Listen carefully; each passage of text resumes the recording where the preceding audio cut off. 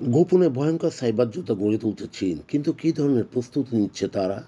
বিশ্বের ভূ রাজনীতিতে এবং আধুনিক সম্ভাব্য যুদ্ধ পরিস্থিতিতে সাইবার যুদ্ধ এখন শুধু একটা সম্ভাবনা নয়, অনেকে দেশের জন্য তা হয়ে উঠেছে প্রধান অস্ত্র। চীন ইনফরমেশন ও সাইবার যুদ্ধ বিষয়ে আগে থেকেই কাজ করছে এবং সাম্প্রতিক বছরে এ খাতে পদক্ষেপ ও সক্ষমতা গোপনভাবে অনেক বেশি সক্রিয় বিস্তৃত করছে। কিন্তু কী প্রস্তুতি নিচ্ছে চীন? নতুন সাইবার ও তথ্য সহায়ক বাহিনী গঠন। এটি সম্প্রতি ইনফরমেশন সাপোর্ট ফোর্স আইএসএফ নামে নতুন বাহিনী গঠন করেছে, যার তথ্য নেটওয়ার্ক, সাইবার এবং স্পেস মহাকাশ ক্ষেত্রের অপারেশনগুলির সমন্বয়ে কাজ করে।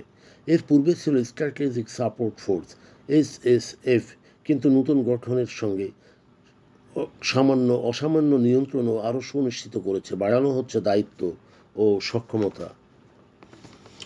অফেন্সিভ ও প্রতিরক্ষা উভয় খাতে শক্তি বাড়ানো, এবং চীন শুধু প্রতিরক্ষা নয়, আগ্রাসন ও আক্রমণাত্মক সাইবার অপারেশন ও দক্ষতা বাড়াচ্ছে।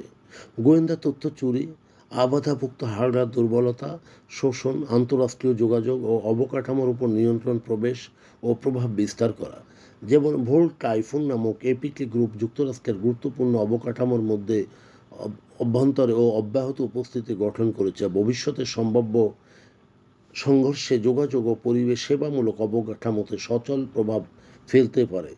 তথ্য আধিপত্যে এটি AI, big data, information warfare. চীন কেবলমাত্র হ্যাকিং বা ম্যালওয়্যার নয়, তথ্যের নিয়ন্ত্রণ ও প্রভাব বিস্তারে প্রচুর মনোযোগ দিচ্ছে। সামাজিক যোগাযোগ মাধ্যম, কৃত্রিম বুদ্ধিমত্তা, এআই এবং বড় ডেটা বিশ্লেষণ ব্যবহার করে জনমত গঠন, মিথ্যা সংবাদ ছড়িয়ে দেওয়া, তথ্য বিকৃতি ইত্যাদির জন্য ক্ষমতা গড়ে তুলছে।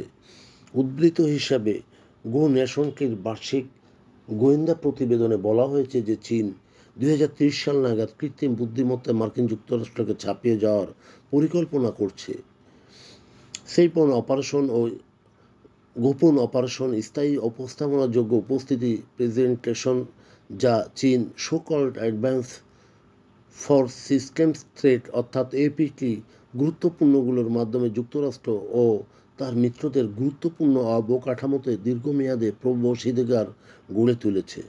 যেমন হিসাবে বোল্ট টাইফুন, এই গ্রুপ কমপক্ষে কয়েকটি বহির্গামী ও আভ্যন্তরীণ উদ্ভিদ কমিউনিকেশন নেটওয়ার্ক ও অবকাঠামোতে ম্যালওয়্যার ছড়িয়ে দিয়েছে, যা উভয় প্রয়োজনে তথ্য চুরি বা কাজ ব্যাহত করার জন্য ব্যবহার করা যেতে পারে।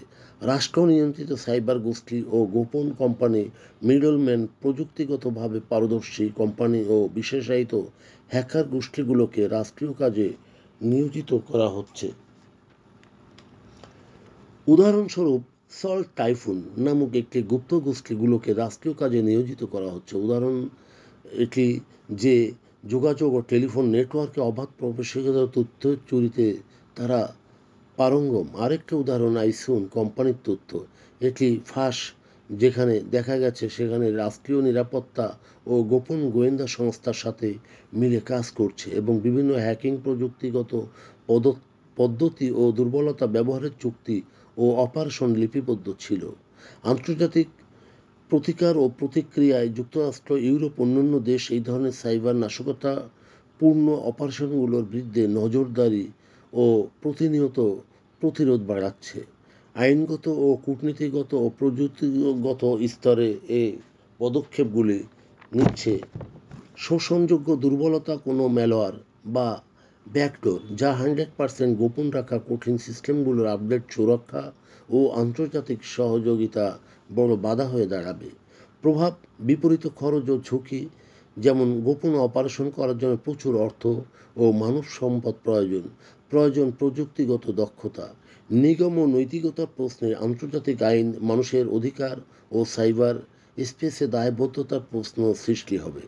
কী প্রভাব পড়তে পারে? হ্যাঁ, অবকাঠামোগত, সাইবার হামলা এবং জল ও জীবন, ব্যাংকিং, বিদ্যুৎ, পানি এবং সরবরাহ, টেলিযোগাযোগ খণ্ডিত করতে পারে আমাদের প্রতিনিয়ত যাপিত জীবন। রাজনৈতিক, কূটনৈতিক উত্তেজনা বাড়াবে এতে।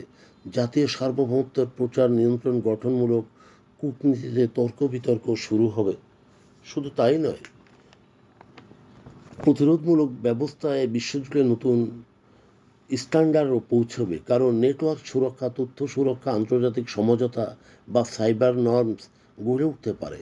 প্রযুক্তি এবং প্রতিপক্ষ দেশগুলি সম্মিলিত যে উদ্যোগ, সেটিতে এআই, কোয়ান্টাম কম্পিউটিং, এনক্রিপশন এবং সিকিউর প্রযুক্তি দ্রুত উন্নয়ন করবে এবং দ্বৈত ক্ষমতা ধরা হবে, যা দেশ ও বিদেশে বা বেসরকারি সেক্টর উভয়ের জন্য গুরুত্বপূর্ণ হয়ে দাঁড়াবে।